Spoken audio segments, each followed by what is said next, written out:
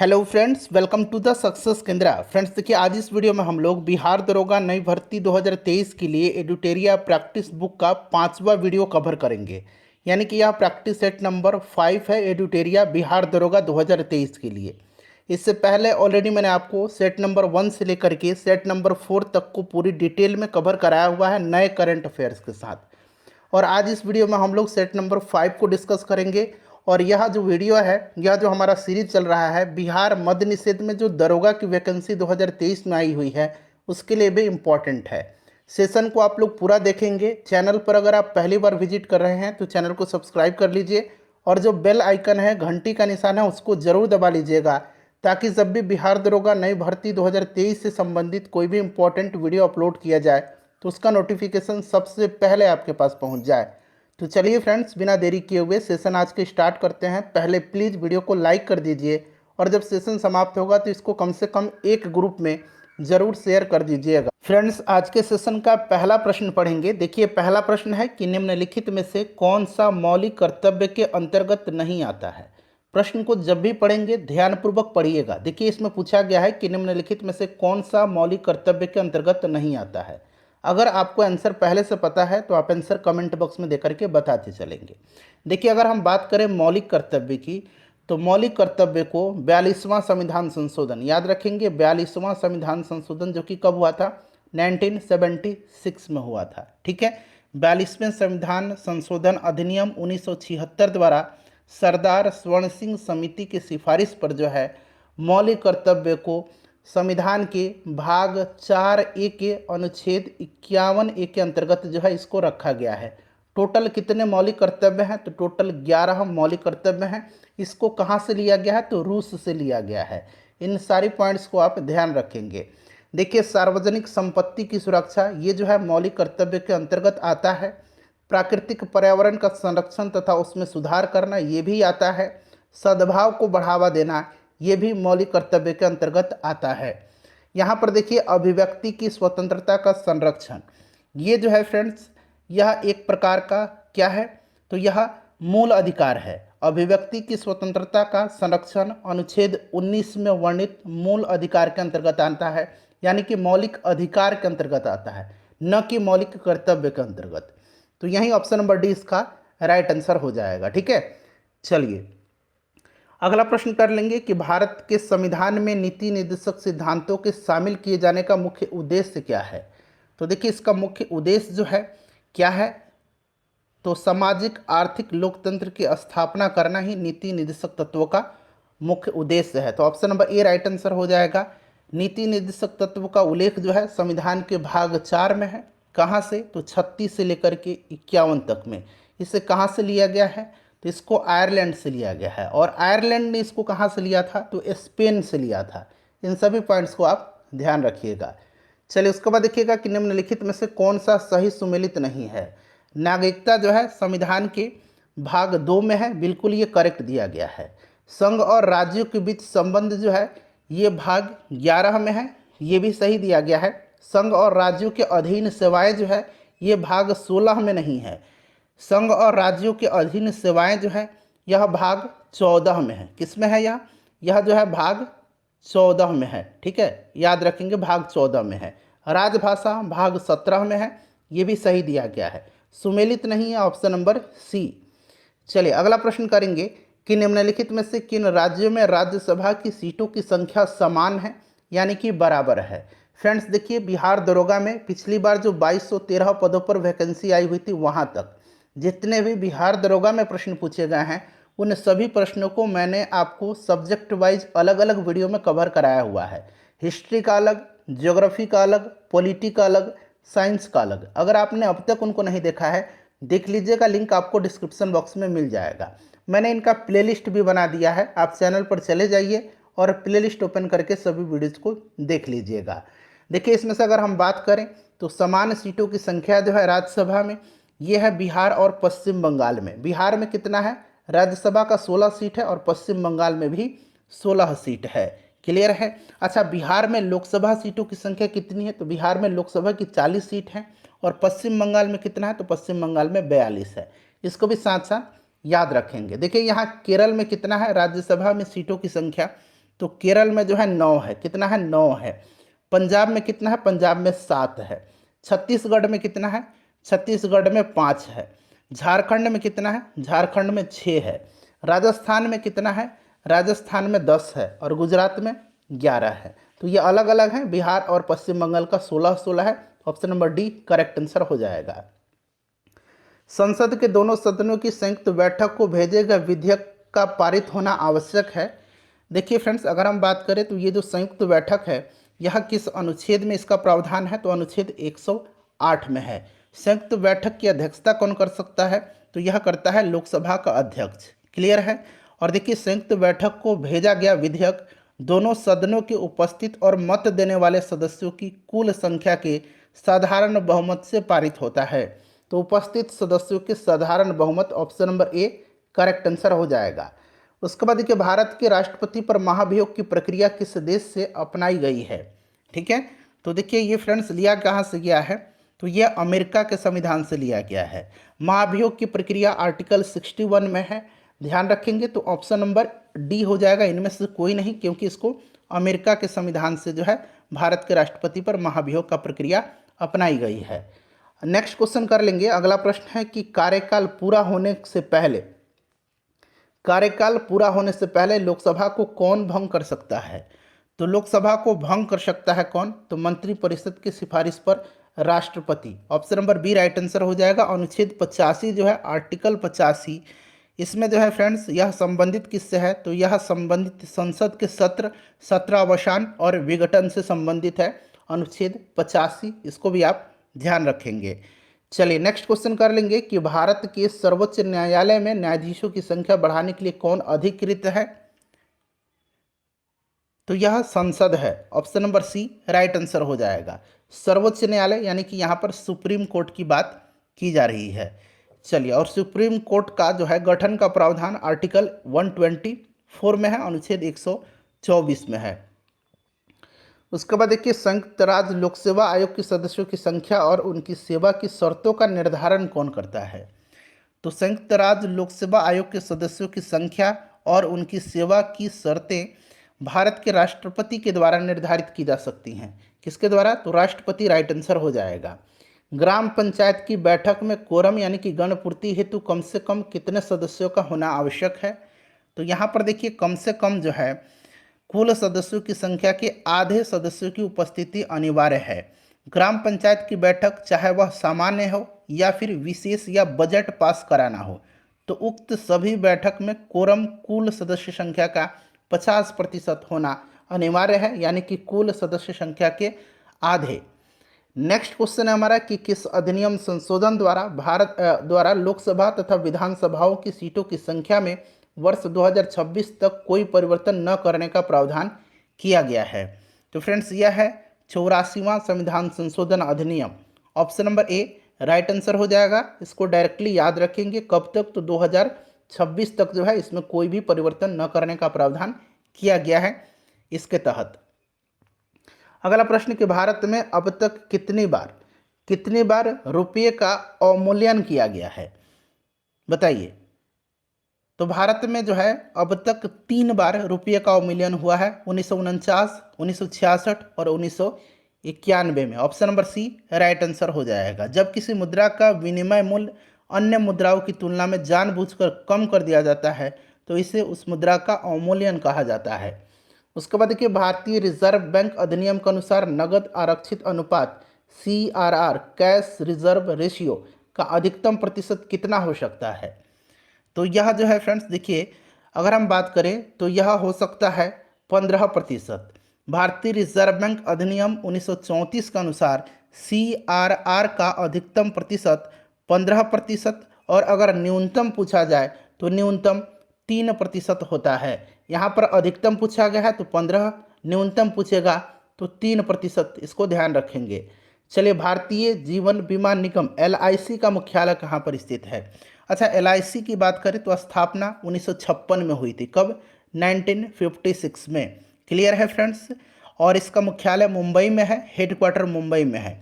वर्तमान में इसके चेयरमैन कौन हैं, यह इम्पॉर्टेंट है, करंट से रिलेटेड है, मैं आपको बता रहा हूँ। वर्तमान में LIC के चेयरमैन सिद्धार्थ मोहंती हैं।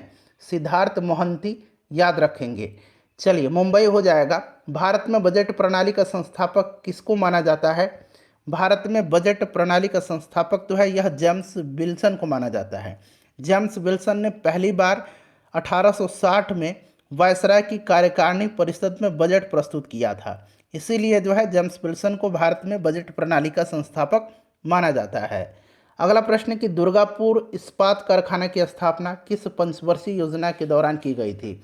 अब यहाँ पर देखिएगा, दुर्गापुर, भिलाई और राउरकेला, दुर्गापुर, भिलाई और राउरकेला, ठीक है, ये जो इस्पात संयंत्र हैं, इस्पात कारखाने हैं, इनकी स्थापना जो है दूसरे पंचवर्षीय योजना के दौरान की गई थी।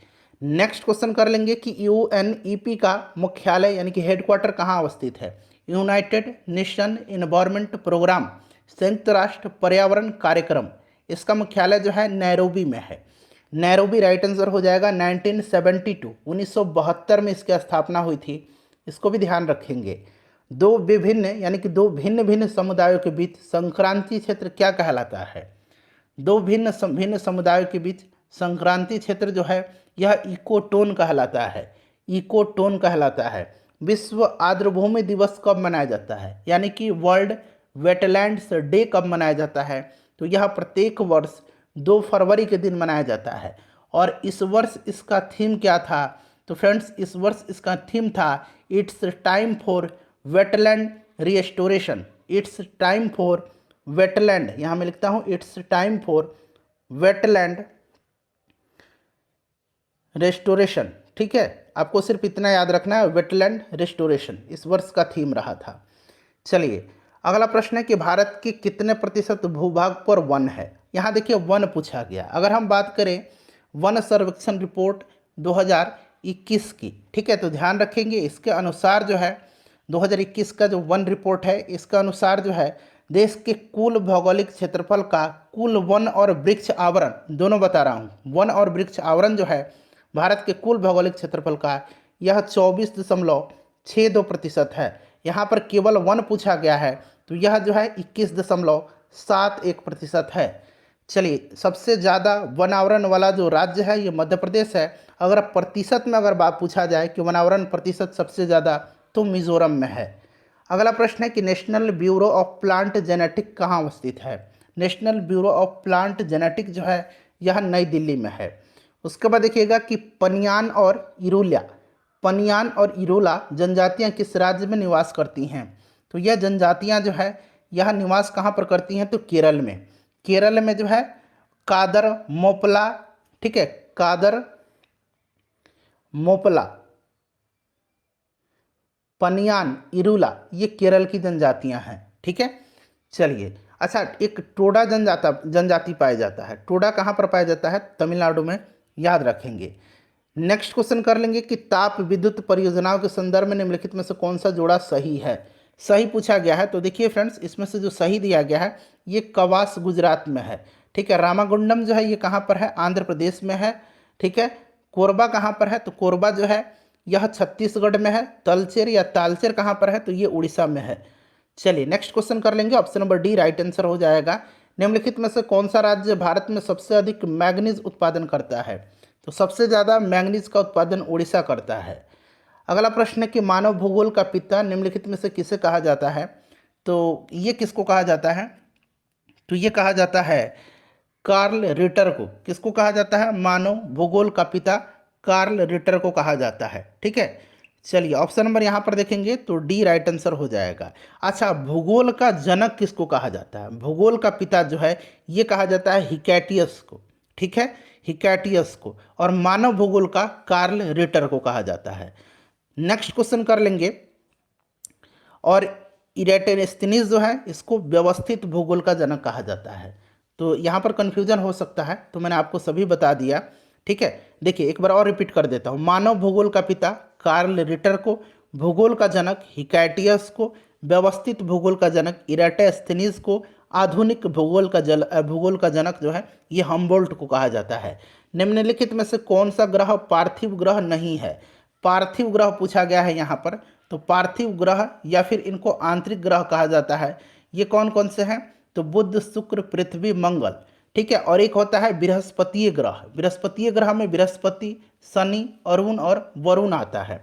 यहाँ पर पार्थिव ग्रह जो है ये शनि नहीं है, शनि जो है बृहस्पतीय ग्रह है। बाकी बुध, शुक्र, मंगल और एक पृथ्वी, याद रखेंगे ये पार्थिव ग्रह हैं। चलिए अगला प्रश्न कर लेंगे कि पृथ्वी की उपसौर की स्थिति किस महीने में बनती है। उपसौर की स्थिति पूछा गया है। तो उपसौर क्या होता है, जब पृथ्वी सूर्य के अत्यधिक पास होता है तो उसको उपसौर कहते हैं। और ऐसे स्थिति जो है यह 3 दिसंबर के दिन, 3 जनवरी के दिन बनती है। कब? 3 जनवरी। 3 जनवरी मैंने लिख दिया। ठीक है फ्रेंड्स, ध्यान रखेंगे। और जब पृथ्वी सूर्य के मध्य अधिकतम दूरी होती है तो उसको कहा जाता है अपसौर। उसको क्या कहा जाता है? अपसौर कहा जाता है। और यह स्थिति जो है 4 जुलाई के दिन बनती है। 4 जुलाई के दिन। ऑप्शन नंबर इसका भी राइट आंसर होगा। अंतर्राष्ट्रीय खगोलीय संघ का मुख्यालय निम्नलिखित में स्थित है। अंतर्राष्ट्रीय खगोलीय संघ का मुख्यालय जो है यह पेरिस में है। अंतर्राष्ट्रीय व्यावसायिक गतिविधियों को संचालित करने वाला यह एक वरिष्ठ निकाय है। ठीक है, पेरिस राइट आंसर इसका हो जाएगा। किस जलप्रपात को भारत का नियाग्रा जलप्रपात के तौर पर जाना जाता है? तो ये जाना जाता है चित्रकूट जलप्रपात को। चित्रकूट जलप्रपात छत्तीसगढ़ राज्य में इंद्रावती नदी पर है और यह अपने घोड़े के नाल के समान मुख के कारण इसको जो है भारत का नियाग्रा कहा जाता है। अगला प्रश्न है कि भारत की प्रादेशिक जल सीमा यानी कि टेरेस्ट्रियल वाटर समुद्र तट से कितनी समुद्री मील की दूरी तक है? तो भारत की प्रादेशिक जल सीमा आधार रेखा से 12 नॉटिकल मील दूरी तक फैला हुआ है। ठीक है, भारतीय तट रेखा 9 राज्यों को छूती है। इसको भी आप ध्यान रखेंगे। 12 नॉटिकल मील यानी कि 12 समुद्री मील इसका राइट आंसर हो जाएगा। विश्व का सर्वाधिक सक्रिय ज्वालामुखी किलाउ जो है यह कहाँ पर स्थित है? तो ध्यान रखेंगे किलाउ जो है यह अमेरिका के हवाई द्वीप पर स्थित है। अमेरिका के हवाई द्वीप पर किलाउ ज्वालामुखी है। चलिए अगला प्रश्न है कि निम्नलिखित में से कौन सा आग्नेय चट्टान नहीं है? अच्छा, आग्नेय चट्टान के मैं एग्जाम्पल आपको बता रहा हूँ। आग्नेय चट्टान के एग्जाम्पल तो एक यहाँ पर देखिए ग्रेनाइट हो गया, उसके बाद यहाँ पर देखिए ग्रेबो हो गया, उसके बाद बेसाल्ट हो गया, और एक और नाम याद रखेंगे, ये नाम है कौन सा? ड्यूनाइट। ठीक है, ड्यूनाइट। ये जो है आग्नेय चट्टान का एग्जाम्पल है। इसमें से देखिए बलुआ पत्थर जो है यह अवसादी चट्टान का एग्जाम्पल है। बलुआ पत्थर, चूना पत्थर, स्लेट और एक कांगलोमरेट। ठीक है, कांगलोमरेट ये जो है ये किस पत्थर के उदाहरण है? तो अवसादी चट्टान के उदाहरण है। ठीक है, चलिए राइट आंसर बलुआ पत्थर होगा। नेक्स्ट क्वेश्चन है कि आयोडीन परीक्षण किसका पता लगाने के लिए प्रयुक्त किया जाता है? तो आयोडीन परीक्षण मुख्यतः स्टार्च का पता लगाने के लिए किया जाता है। स्टार्च का, वसा का पता लगाने के लिए अल्कोहल परीक्षण किया जाता है। प्रोटीन का पता लगाने के लिए ब्यूरेट टेस्ट किया जाता है। ब्यूरेट टेस्ट, ठीक है, ब्यूरेट टेस्ट किया जाता है किसका पता लगाने के लिए? तो प्रोटीन का पता लगाने के लिए। ठीक है, कोलेस्ट्रॉल का पता लगाने के लिए ब्लड का, रक्त का परीक्षण किया जाता है। तो यह आपका यहाँ पर क्या हो जाएगा? कार्बोहाइड्रेट हो जाएगा। ठीक है, स्टार्च कार्बोहाइड्रेट। वर्मी कंपोस्टिंग में प्रयुक्त होता है। वर्मी कंपोस्टिंग में जो है इसमें राइट आंसर क्या हो जाएगा? कृमि हो जाएगा, ऑप्शन नंबर बी। ठीक है, केंचुआ का इसमें जो है प्रयोग किया जाता है। वर्मी कंपोस्ट एक प्रकार की प्रक्रिया है जिसमें कृमि के द्वारा जैविक खाद बनाई जाती है। पके हुए अंगूर में निम्न में से क्या पाया जाता है? अच्छा, अंगूर में जो होता है टार्टरिक एसिड पाया जाता है, ये तो आपको पता है। और पके हुए अंगूर में ग्लूकोज होता है। ठीक है, ग्लूकोज होता है। राइट आंसर ऑप्शन नंबर यहाँ पर देखिए, ऑप्शन नंबर डी हो जाएगा। नेक्स्ट क्वेश्चन है कि बीजों को किस स्थिति में संरक्षित किया जा सकता है? बीजों को संरक्षित करने के लिए जो सबसे उपयुक्त वातावरणीय दशा है वो आपसे पूछा गया है। तो ये सबसे उपयुक्त वातावरणीय दशा ठंडी और शुष्क स्थिति है।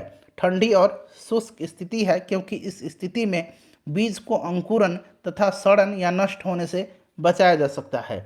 उसके बाद देखिएगा कि प्रकाश श्वसन का अवस्तर क्या है? सबस्ट्रेट इसका क्या है? तो फ्रेंड्स यह है ग्लाइकोलेट।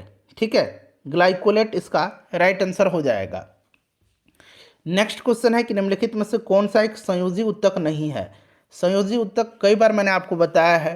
ठीक है, तो राइट आंसर इसका क्या हो जाएगा? अस्थि, उपास्थि, रक्त, ये संयोजी उत्तक है। त्वचा जो है यह संयोजी उत्तक नहीं है। ठीक है, चलिए नेक्स्ट क्वेश्चन कर लेंगे। अगला प्रश्न है हमारा कि टिटेनस का कारण क्या है। तो टिटेनस जो होता है यह किसके द्वारा होता है, तो फ्रेंड्स यह जीवाणु के द्वारा होता है और इसका नाम है clostridium tetani. Clostridium tetani, option number A right answer हो जाएगा। इस रोग के उपचार के लिए डीपीटी का टीका लगाया जाता है। उसके बाद देखिए आरएनए में, आरएनए यहाँ मैं लिख देता हूँ, आरएनए में थायमिन के स्थान पर कौन सा पिरामिडीन बेस होता है। अच्छा देखिए, पिरामिडीन बेस मुख्यतः 3 प्रकार के होते हैं। एक तो थायमिन है, ठीक है, दूसरा साइटोसिन है, यहाँ देखिए साइटोसाइन या साइटोसिन, एक थायमिन हो गया, दूसरा साइटोसाइन हो गया और तीसरा यूरेसिल हो गया। क्लियर है। अब इसमें पूछा गया है कि इसमें थायमिन के स्थान पर किसमें, तो आरएनए में। देखिए ध्यान दीजिएगा, डीएनए में क्या होता है, तो डीएनए में एक तो होता है आपका थायमिन, ठीक है, डीएनए में थायमिन होता है और एक होता है साइटोसाइन। साइटोसाइन और आरएनए में क्या होता है, तो आरएनए में होता है, ध्यान रखेंगे, यूरेसिल। आरएनए में क्या होता है, यूरेसिल होता है और एक होता है साइटोसाइन। साइटोसाइन डीएनए में भी होता है और साइटोसाइन आरएनए में भी होता है। ठीक है, तो डीएनए और आरएनए दोनों में साइटोसाइन होता है और एक डीएनए में थायमिन होता है और आरएनए में यूरेसिल होता है। तो यहीं पूछा गया है, तो डीएनए में थायमिन होता है, उसके स्थान पर आरएनए में कौन सा पिरामिड बेस होगा, तो यह आपका हो जाएगा यूरेसिल। ठीक है, क्योंकि साइटोसाइन दोनों में है, तो यूरेसिल इसका राइट आंसर हो जाएगा। चलिए इनमें से कौन सा मोलास्का संघ का एकमात्र उदाहरण है। मोलास्का का उदाहरण इसमें से पूछा गया है, बताइए। तो मोलास्का का जो उदाहरण है इसमें से आपका हो जाएगा ऑक्टोपस। ठीक है, टिड्डी, तितली, बिच्छू, ये ऑर्थोपोडा के अंतर्गत आते हैं। उसके बाद देखिए हार्मोन के एक रूप में कार्य करने वाले प्रोटीन का उदाहरण बताइए। तो ये उदाहरण जो है ये कौन सा है, ऑक्सीटोसिन है। यह एक स्तनपायी हार्मोन के रूप में कार्य करने वाला प्रोटीन है। ठीक है, चलिए अगला प्रश्न कर लेंगे। नेक्स्ट क्वेश्चन हमारे कि बेकेलाइट के विनिर्माण के लिए प्लास्टिक उद्योग में किसका व्यापक प्रयोग किया जाता है। तो ये प्रयोग किया जाता है फिनॉल का। किसका, फिनॉल का प्रयोग किया जाता है। तापीय विद्युत केंद्र का प्रमुख गैसीय प्रदूषक कौन सा है। तापीय विद्युत केंद्र का प्रमुख गैसीय प्रदूषक जो है यह सल्फर डाइऑक्साइड है। सल्फर डाइऑक्साइड है। यह जो होता है सल्फर डाइऑक्साइड, यह अम्ल वर्षा का प्रमुख घटक होता है। उसके बाद देखिए निम्नलिखित में से कौन सा हरित ग्रह घर प्रवाह यानी कि ग्रीन हाउस इफेक्ट में योगदान करता है। तो इसमें से जो होगा यह आपका कार्बन डाइऑक्साइड और मीथेन हो जाएगा। ठीक है, कार्बन डाइऑक्साइड और मीथेन, इसके बाद क्लोरोफ्लोरोकार्बन भी है, नाइट्रस ऑक्साइड भी है, जलवाष्प भी है, मीथेन भी है। ठीक है, ये सब ध्यान रखना है आपको। चलिए अगला प्रश्न कर लेंगे। नेक्स्ट क्वेश्चन है कि वायुमंडल में सबसे प्रचुर अक्रिय गैस कौन सी है। तो सबसे प्रचुर जो है ये ऑर्गन है। कौन सा है, ऑर्गन है सबसे ज़्यादा। चलिए नेक्स्ट क्वेश्चन कर लेंगे कि उच्चतम आयनन ऊर्जा वाला तत्व इनमें से कौन सा है। तो फ्रेंड्स यह है हीलियम। ठीक है, कौन सा है, हीलियम का आयनन ऊर्जा सबसे अधिक होता है। चलिए सबसे अधिक हीलियम हो जाएगा। हाइड्रोक्लोरिक अम्ल का एक अन्य नाम क्या है, तो इसको म्यूरेटिक अम्ल कहा जाता है। क्या कहा जाता है, म्यूरेटिक एसिड इसको कहा जाता है, म्यूरेटिक। ठीक है, हाइड्रोक्लोरिक अम्ल को, हाइड्रोक्लोरिक अम्ल को। उसके बाद देखिएगा बिना बुझा हुआ, देखिए बिना बुझा हुआ चूना का रासायनिक नाम क्या है, तो इसका रासायनिक नाम कैल्शियम ऑक्साइड है। Calcium oxide, CaO, calcium oxide है। अच्छा एक बुझा हुआ चूना होगा, बुझा हुआ चूना का क्या होगा, कैल्शियम हाइड्रोक्साइड होगा, कैल्शियम हाइड्रोक्साइड होगा, CaOH2 होगा। चलिए अगला प्रश्न कि मोमबत्ती बनाने के लिए प्रयुक्त मोम रासायनिक दृष्टि से किसका मिश्रण है।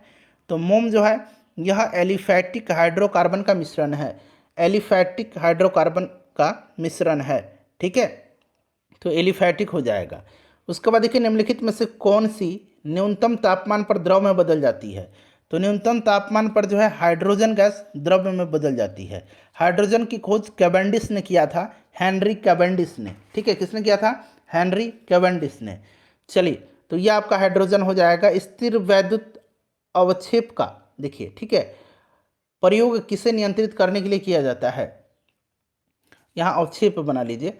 अवक्षेप का प्रयोग जो है किसको नियंत्रित करने के लिए किया जाता है, तो ये किया जाता है किसको, वायु प्रदूषण को, ठीक है। स्थिर वैद्युत अवक्षेपित का प्रयोग वायु से निलंबित कणों को मुक्त करने के लिए किया जाता है, तो वायु प्रदूषण हो जाएगा। धारावाहक तार कैसा होता है?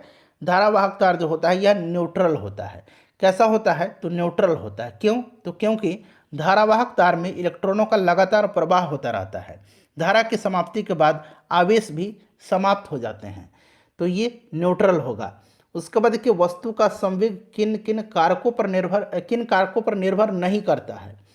संवेग का फॉर्मूला क्या होता है? तो m/v होता है, यानी कि यह मास पर और वेलोसिटी पर निर्भर करता है, ठीक है। उसके बाद अगर हम बात करें तो यह जो है आयतन पर निर्भर नहीं करता है, ठीक है। नहीं पूछा गया, अगर पूछता तो किस पर करता है, तो ए और बी आंसर होता, द्रव्यमान और गति पर, लेकिन नहीं पूछा गया है तो वस्तु के आयतन होगा। MRI इसका फुल फॉर्म क्या होता है? Magnetic resonance imaging. Magnetic resonance imaging Hindi में चुंबकीय अनुनाद चित्रण कहा जाता है, ठीक है। मशीन में, MRI मशीन में निम्न में से किसका प्रयोग किया जाता है? तो इसमें चुंबकीय किरणों का प्रयोग किया जाता है। चुंबकीय तरंग इसका राइट आंसर हो जाएगा। देखिए, वर्णांधता एक प्रकार का दोष है, इसमें किस लेंस का प्रयोग के द्वारा इसको दूर किया जा सकता है? तो कलर ब्लाइंडनेस जो है यह अनुवांशिक है, अनुवांशिक रोग है। और इसमें क्या होता है कि मुख्य रूप से अगर हम बात करें तो लाल और हरा में विभेद आदमी नहीं कर पाता है, और इसको किसी भी लेंस के द्वारा ठीक नहीं किया जा सकता है। शीतलन की दर किस पर निर्भर करती है? शीतलन की दर जो है यह निर्भर करती है पिंड और उसके आसपास की चीज़ों के बीच तापमान में अंतर पर। ऑप्शन नंबर इसका सी राइट आंसर हो जाएगा। उसके बाद देखिए, मध्य प्रदेश में खजुराहो समूह के स्मारकों में किस धर्म के मंदिर हैं? मध्य प्रदेश का जो खजुराहो में मंदिर है इसको चंदेल शासकों ने बनवाया है, और यह संबंधित है हिंदू और जैन धर्म से। हिंदू और जैन से, तो ए और बी दोनों राइट आंसर हो जाएगा। नालंदा विश्वविद्यालय को नष्ट करने वाला मुस्लिम आक्रमणकारी कौन था? तो ये आक्रमणकारी था बख्तियार खिलजी, मोहम्मद बिन बख्तियार खिलजी था, ठीक है। चलिए, और नालंदा विश्वविद्यालय का निर्माण जो है यह किसने किया था? तो कुमार गुप्त ने करवाया था। अगला प्रश्न करेंगे कि श्रृंगेरी, बद्रीनाथ, द्वारका तथा पुरी में 4 मठ किसके द्वारा स्थापित किए गए हैं?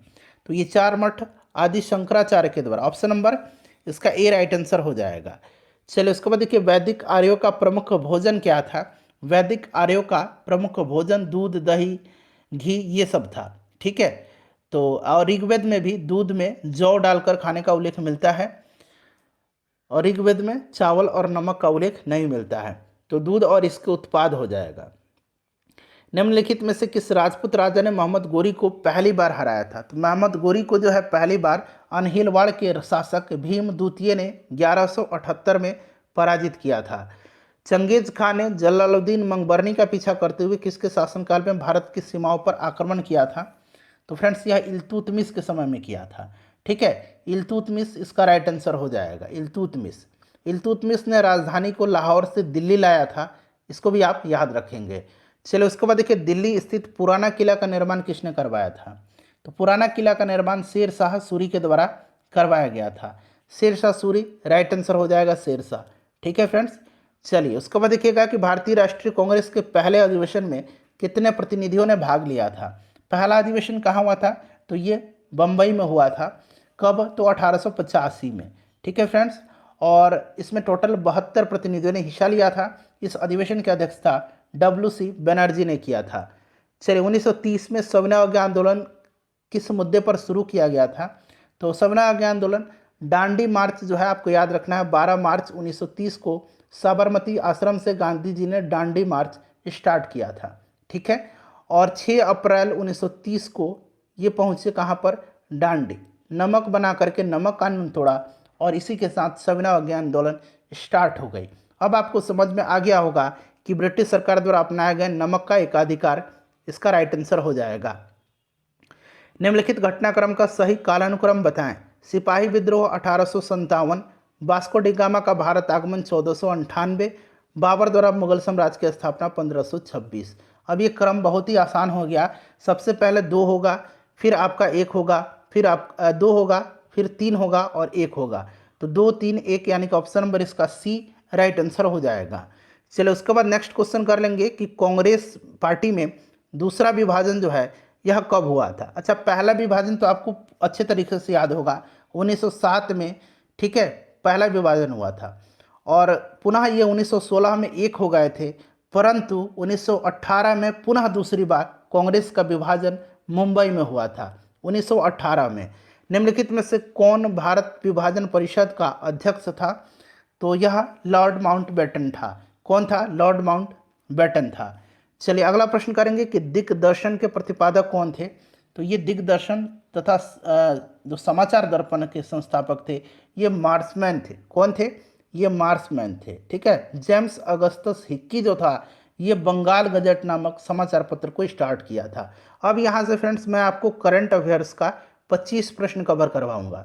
इस सेशन में हम लोग 95 प्रश्न कवर करेंगे मैथ रीजनिंग को छोड़ करके। इन 95 प्रश्नों में आप लोग अपना स्कोर जरूर कमेंट करके बताइएगा। चलिए प्रश्न पढ़ेंगे कि 95वां ऑस्कर अवार्ड के तहत नाटू नाटू गाने को सर्वश्रेष्ठ गाने का अवार्ड दिया गया। इसके संगीतकार कौन है? याद रखेंगे, नाटू नाटू को दिया गया। ठीक है, नाटू नाटू गाने को दिया गया। इसका संगीतकार कौन थे यह पूछा गया है, तो इनका नाम है M Keeravani. M Keeravani right answer इसका हो जाएगा। ठीक है, चलिए उसके बाद देखिए गेल के नए निदेशक कौन बने हैं? महानिदेशक जो हैं गैस अथॉरिटी ऑफ इंडिया के ये बने हैं, नाम याद रखना है, संदीप कुमार गुप्ता। अच्छा, इसकी स्थापना 1984 में हुई थी। इसका हेडक्वार्टर नई दिल्ली में है। उसके बाद देखिएगा कि INS वेला स्कॉर्पियन श्रेणी की पनडुब्बी को किस देश ने विकसित किया है? तो फ्रेंड्स इसको विकसित किया है किसने? फ्रांस ने। फ्रांस ने विकसित किया है। ठीक है फ्रेंड्स, राफेल लड़ाकू विमान इसको भी फ्रांस ने ही विकसित किया है। डिसॉल्ट एविएशन एक कंपनी है जिसने राफेल को डेवलप किया है, डिसॉल्ट एविएशन। अगला प्रश्न कर लेंगे, नेक्स्ट क्वेश्चन है हमारा कि हाल ही में आए मेंडस तूफान का नामकरण किस देश के द्वारा किया गया है? तो ये मेंडस तूफान जो था इसका नामकरण किया गया है किसके द्वारा? तो फ्रेंड्स यूएई के द्वारा। और इस तूफान ने हाल ही में तमिलनाडु और आंध्र प्रदेश में जो है भारी तबाही मचाई थी। इसका जो उत्पत्ति हुआ था बंगाल की खाड़ी में हुआ था। अगला प्रश्न कि हाल ही में तेजपुर लीची को GI टैग दिया गया है, इसका संबंध किस राज्य से है? अच्छा, शाही लीची का संबंध बिहार से है। तेजपुर लीची पूछा गया है तो यह असम से संबंधित है। हाल ही में बालकृष्ण दोषी का निधन हो गया, उनका संबंध था। बालकृष्ण दोषी एक प्रसिद्ध आर्किटेक्ट थे। ठीक है, और देखिए 2018 में इनको प्रित्जकर पुरस्कार दिया गया था। प्रित्जकर पुरस्कार जो कि आर्किटेक्ट का नोबेल पुरस्कार इसको कहा जाता है। यह सम्मान पाने वाले यह पहले भारतीय थे, इसीलिए यह प्रश्न इंपॉर्टेंट है। बालकृष्ण जोशी का संबंध जो है यह वास्तुकला से है। अंतर्राष्ट्रीय सौर संगठन यानी कि गठबंधन के नए अध्यक्ष कौन बने हैं?